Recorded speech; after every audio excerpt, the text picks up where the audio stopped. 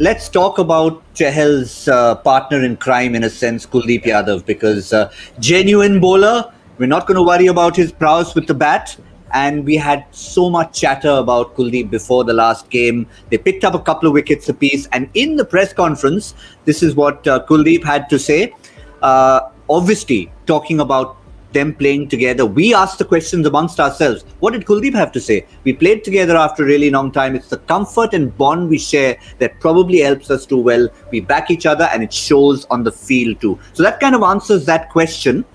And I'm going to throw it straight to Zaheer Khan.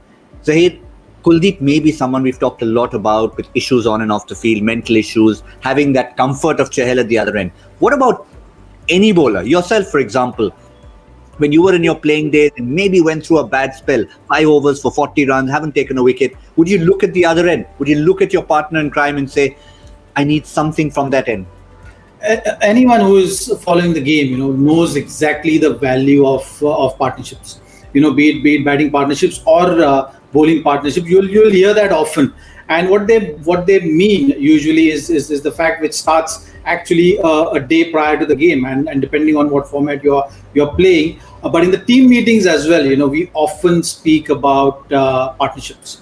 So be it bowling or batting, particularly with bowlers, you'll talk about stacking up those consecutive maidens if you're playing a test format, to build that pressure on a batsman, dry them up of runs. Similarly, in white ball cricket as well, you have importance of dot ball in a shortest format, T20, wherein you're not talking about a maiden over, but you'll talk about building up those 3 consecutive dot balls. Similarly, in ODI format, you'll talk about stacking up those good overs together. And the statistics also and the data shows that if you build up 3 good overs together, you're able to create that chance for picking a wicket.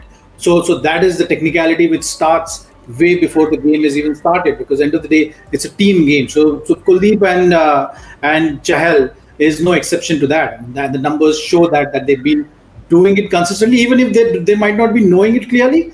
But I think their styles of bowling and how they go about doing that business, if there is a little bit of help, has been the testimony to that. So yes, obviously Kuldeep saying that he enjoys the comfort when Juicy is at the other end validates with numbers.